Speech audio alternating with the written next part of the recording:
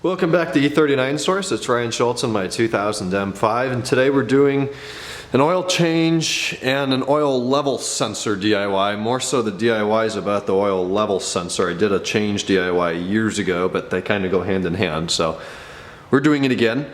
Reasons for replacing could be a couple. If it's leaking, you need to take it out and replace your gasket. You might as well replace the whole sensor. And or you have an orange, yellow, or red oil can indicator on your cluster that can be indicative of a failing or failed sensor. And thirdly, my reason for replacing is the fact that it's only happened a few times, probably 4 times in the last 2 months since I've been driving this car this calendar year, 2017. I'll turn the engine off and it says, you know, ding ding, check engine oil level. And that shows up right here in your information display on the cluster.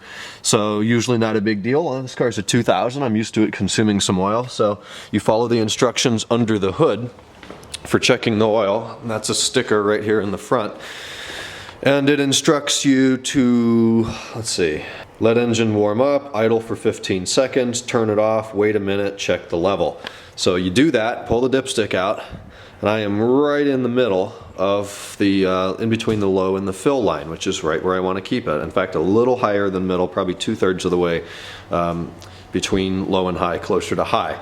So I've done that every time it asks me to check, and it's consistently perfect. So I'm faulting the sensor. Hopefully this gets rid of that.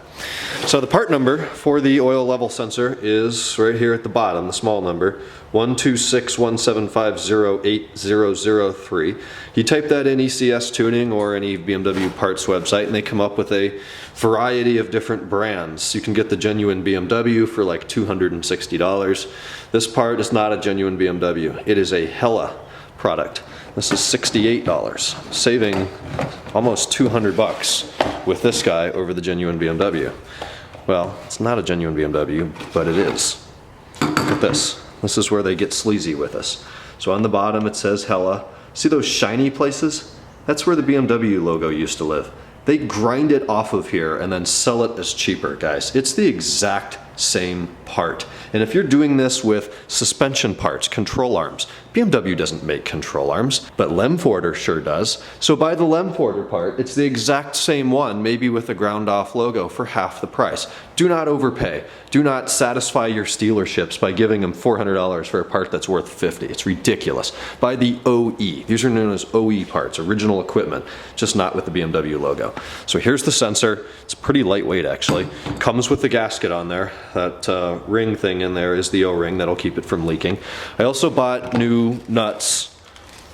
That's kind of an optional step, but you can do it. The part number is 071199055544, and there's 3. I'm guessing that there's 3 studs that stick out the bottom of the oil pan. This pushes on there, and then those nuts thread on the studs and tighten it down. I'll see if I can find the torque for that so we don't over or under tighten it. So many of you may know this engine's not original to the car. This car has 195,000 miles on it, and this engine is a 2002 that I bought with 122,000 miles on it and rebuilt, and it now has about 3,400 miles on it. It's not really time for an oil change yet, but I'm going to do it for a couple reasons. 1, I want to do the level sensor. 2, it's been a year. And 3, I'm actually going to do a Blackstone analysis on this and see how the break-in's going. There's lots of oil companies that do oil analysis. This one's just in Fort Wayne, Indiana, so it's not too far away, and this is the Blackstone product. They'll send you one of these things free. There's a canister, a bunch of instructions, and some paperwork in there. You fill that up with some oil, send it to them. I think it's 25 or 30 bucks, and you'll get a full-blown oil analysis letting you know the health of your engine. This would be fantastic if you're worried about rod bearings. If they find any copper in there, then you'd know that your bearings are wearing. And they test for, I don't know, probably hundreds of chemicals in there. They'll look for water, they'll look for fuel, copper, different kinds of metal, you name it. They're going to analyze that. So, parts we need for this job. Let's see. Need a variety of sockets. I just brought out my impact grade kit. In particular, I know we're going to need a 13mm for the oil drain bolt in the bottom of the pan, and we're likely going to need a 10mm. These look like 10s to me for the oil level sensor itself, so have one of those ready. We're going to need a Phillips head screwdriver to let down the belly pan, 3/8 half-inch drive socket. For the oil filter, I like to use this. This is from ECS Tuning. It's a 3/8 drive 6-point socket for the filter cap, so that's quite useful. I do have a 3/8 torque wrench here, so we can torque down the filler cap, the oil filter housing cap, the oil drain bolt, and I'll probably use it on the level sensor bolts as well.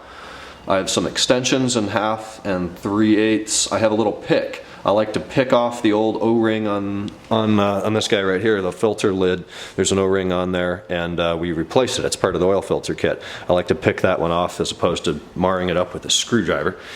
You got your shop towels. You're going to want to wear some gloves for this. An oil drain pan that's going to hold between 7 and 9 quarts. I think that one holds like 15, so I'm fine. Something to put the old oil in, a bag for your old oil filter, a way to roll around under the car. These are cheap at Harbor Freight. Obviously your oil and filter. Here's the filter. I'm using a genuine BMW right now after I preached about not, but the OE parts 11427510717.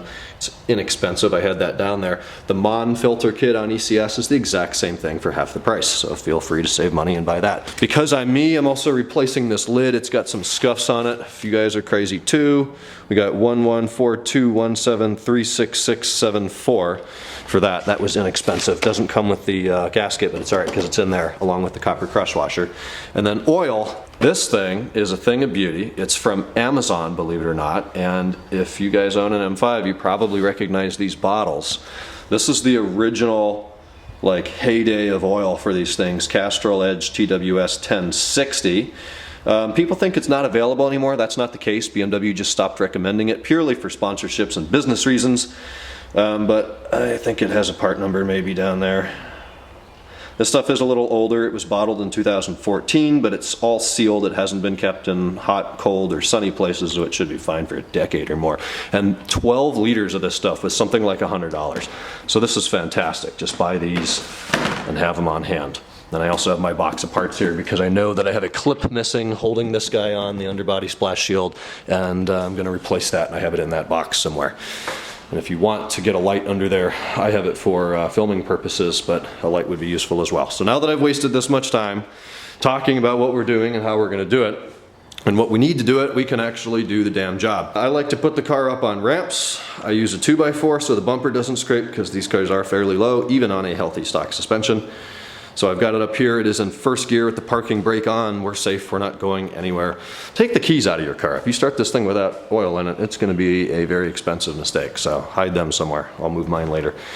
Step one's going to be to crawl under there and pull down the underbody splash shield, which is held on kind of different on every car actually. I think mine are Phillips head screws. We do not need to remove the pork chops, these pieces over here, only the one in the middle. I think there's going to be 2, 4, 6, there's probably 8 of those quarter screw, quarter turn, they're called quick screws or something like that. So we're going to pull that down first. If we were just doing an oil change, we could use the center little trap door, but we're doing more than that, so we're going to need to remove the whole pan. So I'll do that and talk to you in a minute. Alright, we're underneath the car. That thing comes off pretty easily. There's a center belly pan as well, and I released 4 screws on that to allow it to drop down. You can see them here. There's one hanging there, there's one there, and the other one is right here. And these are all just quarter turn Phillips head screws that should stay in place even when they're loose. They've got a little axial retaining clip that allows them not to drop out. So this piece does not need to be removed. It simply drops down like this, nice and out of the way. And then the main one that I pushed back there under the car falls down in the back, and then it's got a lip here that goes underneath your front bumper. So it's going to fall down in the back and then push it towards the rear of the car, and it'll drop out and out of the way. So now we can see very clearly our 13mm oil drain bolt right here on the bottom of the pan, and a level sensor is just over here. It's this guy right here, and if we can get in on that, note how it says Hella right on it, and this is the original one that would be in this 2002 motor. To the right of that is the BMW logo that they ground off right there. Look at that. It's the exact same part. They just ground the logo off of the one from Hella from ECS. So I'm going to start out with actually getting out from under the car now And since we're just starting this and treating it as a normal oil change, I'm going to remove the oil filler cap so we don't glug the oil. That'll come out nicely. I'm going to pull the dipstick out, and I like to take the filter out first. You don't have to do that, but I do. Just going to put a socket on it, loosen it all the way up, get my plastic bag right in here, lift it off into the plastic bag so we don't drip oil everywhere. The old filter just presses into the cap. You can just pull it out with a good bit of force. It'll pop out, throw the old filter away, and we'll pull that O-ring off too. I don't know if I mentioned this, but I like to do this on about a half-warm engine. My oil temp right now is about a quarter of the way over, so halfway to operating temperature, and the oil's just thinner at that point, and it drains out not only faster, but you'll probably get more of it out. Not scalding hot, then you're going to hurt yourself, but otherwise just half warm. So on this one, I pulled the lid off and the filter didn't even come with it, so it was not properly clicked in there. I'm not reusing this thing, but you can see the gasket is this part right here that you're going to pick off later. We'll get that out of the way and then just pull our filter out like this. You may want to inspect it, peel apart the paper, look in there for any metallic flakes or anything that shouldn't be there, and we'll be chucking that here momentarily. Oil filter's out. Get a shop towel and try to clean that up in there as much as you can. Get all that old oil out of there. You're not going to get all of it. Still some down in the bottom, but better than it was. I use this little pick tool. These things are awesome, from Amazon. I think they're made by Tecton. That's a fantastic tool to peel the old O-ring off the oil filter housing lid. So now I'm doing a Blackstone analysis, and you want to sample oil that isn't the first out of the engine or the last out of the engine. You want to do something in the middle. So before I pop the drain bolt off and start letting the oil out, I'm going to get my container ready. So about halfway through the draining process, I can just push it under there and fill this guy up with some oil to send to Blackstone. That's how that's going to work. Otherwise, I'm ready to drain the oil, which is just going to be that 13mm drain bolt. Take it out. Watch out, it might be hot if your car's hot. Make sure your pan's ready, because it's going to come out all at once very quickly. Don't lose your bolt down in your pan. I've done that before. It's not a good time. We're near the end of the draining now, but about halfway through I stuck this under there. It filled up very quickly. It's still warm. I'm going to let that cool obviously before I send it. I'll clean the bottle off, and that's ready to go for the analysis. This is the bolt. You can see how many threads are on that. It's not too many. You break it free and try to turn it by hand. It's still tight. You have to go about halfway with the ratchet on there. Again, 13mm 6-point. Don't strip that. My washer fell off immediately and almost went down in the catch can, but I saved it. We're going to throw it out and replace it anyways, but probably not recyclable along with the oil, so keep that separate. You're going to want to let all of this drain out. This may take 20 minutes, this may take a half an hour. And I know that I'm going to get the comment, so I'm going to go ahead and address it. I know that the car's not completely level right now. I've got it up on 6 or 8 inch ramp stands, or ramps. If you want, go and get a jack now and jack up the rear of the vehicle to level it out, and you'll get a little bit more oil. I found that it's very negligible, and you almost get no more, and if you're patient letting it run out, you'll be fine. You may leave a half a cup in there or something, but that's not going to hurt a thing. Side note for the oil cap, don't put it upside down. The oil that's inevitably on the underside of the oil cap will then seep in between the oil cap and the gasket and compromise the seal, and then your cap can leak. So get a shop towel and lay it face up like that so that doesn't happen. Here's the contents of the filter kit. It's called a kit because it comes with the filter as well as copper crush washer for your oil pan drain bolt. You're going to put that on there before you put your bolt back in. Also clean the bolt up, clean the threads off of any old oil. And then you also get the new O-ring. You're going to want to lubricate this with some new oil. So just stick your fingers, probably with some gloves, in one of the bottles of your new oil and get this thing nice and lubed up before you slide it back on your cap here. And it's got a groove right there that it fits in. So oil it up, put it on there. Then you're going to take your filter, righting up, flip it upside down if your cap's upside down like that. And maybe we'll do it this way. And it'll snap right in there like that. That's how it's supposed to be. So in the time it took me to pull the sensor out, we're down to a little drip now. So I'm going to keep letting that drip because I'm not quite ready to reassemble. So the sensor used to be right here. You can see that there are just 3 studs hanging down out of the lower oil pan. Those bolts are 10 millimeters. They were pretty tight, but not too bad. I would recommend you throw a 6-point socket on that. I use a 3/8 drive ratchet. That's the electrical connection. There's just one, and it's kind of a weird electrical connection in the way that there's nothing that you have to squeeze or press or otherwise pry to get it to release. It just pulls right off. I don't know if mine's missing something. It was on there quite tightly, but there's nothing special about it. It just pulls right out. And then your sensor drops down, and you can actually learn a little bit about the sensor by reading it. So obviously the old one's on the left, the new one's on the right. They both say Hella. Look at that, where the BMW logo was just ground right off. And also some of those numbers at the bottom, the 7508003. I don't know why, but they ground those off but left the upper ones. So if we take the sensor now, and on one of the sides, where'd it go? Right here. I doubt the camera is going to be able to see this, but there's a build date in the plastic. Mine says, I can't tell on screen if that's a 15 or a 16. 0402. So that's a 2002 sensor. Looks like April 2002. This engine's a May 2002, so that makes sense. So May 16th, 02. That's the original sensor that was in that engine. The exact same thing, same gasket. Then we can take a look at our new one, if we orient it the same way, and see that this one is 11/29/16. So that one is, you know, not even a year old. It's been in the warehouse for a while, and that one's the original. So that's how you can tell the date.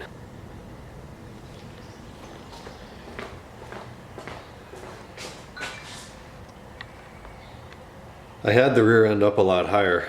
I lowered it to be more level, and not one more drop of oil came out. So I call BS on that whole jack up the rear end to get more oil out. I got nothing. We're gonna go ahead and move on to install the new level sensor. We're gonna need to be ready to torque this guy down. So according to TIS on the E39 M5 S62 V8, we want 9 Newton meters of torque. I converted that to inch pounds and came up with 79.6, I wanna say. I'm gonna round that to 80. This is from Harbor Freight. This is a 1/4 drive inch-pound torque wrench. It'll do 20 to 200 inch-pounds of torque. So that's 1 pound at 1 inch is an inch-pound, a pound at 1 foot, so foot-pound. So 80 foot-pounds, or I'm sorry, 80 inch-pounds. Then I'm gonna do a 3-inch 1/4 drive, and then my 6.10 mil 1/4 drive, and we'll be ready to install the new oil level sensor. We're all torqued to spec on the oil drain bolt as well as the level sensor. I mentioned the torque for the level sensor already. The torque for the oil drain bolt is 25 Newton meters, which I'm rounding to 18.5 foot-pounds. So I did that 6.13 millimeter socket on a 3/8 drive torque wrench at 18.5 foot-pounds. That's the exact same torque that you want to use up here. I like to put about a liter or up to the threads, where the threads start on the oil filter housing. Fill that with clean oil and then slowly submerge your filter in there. If you just shove it in there, you're gonna have oil everywhere. Let the filter submerge or absorb the oil as it's submerged, and then you're gonna torque that down to 25 Newton meters or 18.5 foot-pounds. And if you've never used a torque wrench before, you wanna hold it out here and you'll pull it and tighten it until that. It kind of has a thud to it, and that's when you stop. And try to wiggle that off. So now the filter's done, housing's done, the gasket's on there. I lubricated the gasket. At this point, I'm just gonna put probably 5 liters of oil in, check the level, add as necessary. So I put in 6 liters. That's how long it took for it to read at about halfway up the dipstick. When cold, when at a slight angle. I'm sure that I will be adjusting as I start driving the car. If you've got a peak reader, this is the R5 FCX3. This one plugs in on the under the hood diagnostics port. If you have the newer car, you just plug it in with your OBD2 port in the cabin. We'll hit that in. The key's in position 2. That's when all the lights come on the dash. We hit select a couple times to OL. We hit go. It does a 0, 0, 0, 1, 0, 2 counter, and that is it. So we've reset the oil service light, and that little thing on the dash in there that tells you when to do it. I don't go by that at all, but I always reset it just so it doesn't come on. I did take a hose to the splash shield. It was pretty clean, but there were a couple oily places in there, so I hosed it down, dried it off, put it all back together. Everything screws back together just as it came apart. So we're done. The filter's on, cap's on, dipstick's in, level's okay, lights reset, car's back down on the ground. At this point I'm going to take it out for a little drive, get it nice and warm, come back, check the level, and adjust as necessary. So that is the oil level indicator and I guess another oil change DIY for the E39 M5. Be sure to recycle your old oil, and I will talk to you guys in a future E39 source video. Bye-bye.